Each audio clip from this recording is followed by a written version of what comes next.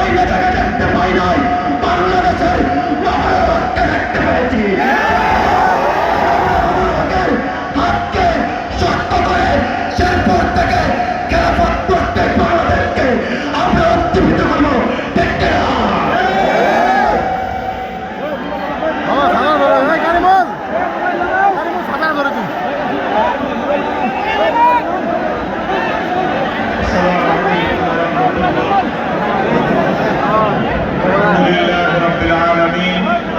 والصلاة والسلام على سيد الأنبياء والمرسلين وعلى آله وأصحابه ومن تبعهم ودعا بدعوتهم إلى يوم الدين. أما بعد، أعوذ بالله من الشيطان الرجيم.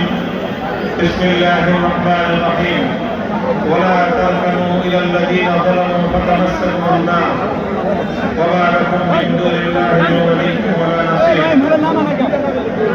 বাংলাদেশ খেলাফত মজলিস কর্তৃক আয়োজিত আজকের এই গণসমাবেশে উপস্থিত সংগ্রামী সভাপতি, উপস্থিত বাংলাদেশ খেলাফত মজলিসের কেন্দ্রীয় জেলা নেতৃবৃন্দ, বাংলাদেশ খেলাফত যুব মজলিস ও সহযোগী সংগঠন সমূহের কেন্দ্রীয় জেলা নেতৃবৃন্দ,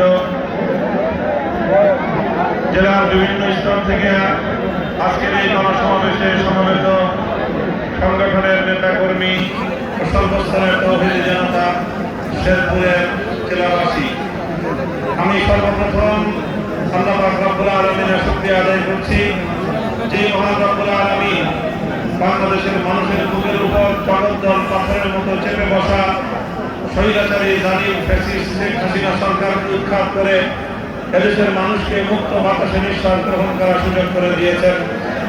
আল্লাহুম্মা লাকাল হামদু ওয়া লাকাশ শুকর। সংগ্রামী সাথী বন্ধুগণ,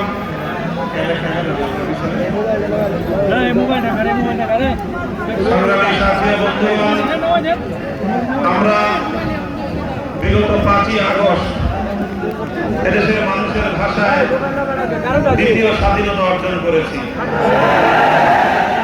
এই স্বাধীনতা অর্জন করতে এদেশের মানুষকে অনেক ত্যাগ আর কোরবানি স্বীকার করতে হয়েছে, অনেক জুলুম নির্যাতন সহ্য করতে হয়েছে, অনেক মানুষকে বছরের পর বছর কারারুদ্ধ থাকতে হয়েছে, অনেক মা তার সন্তানকে হারিয়েছে, আমাদের বহু ভাই গুম আর খুনের শিকার হয়েছে।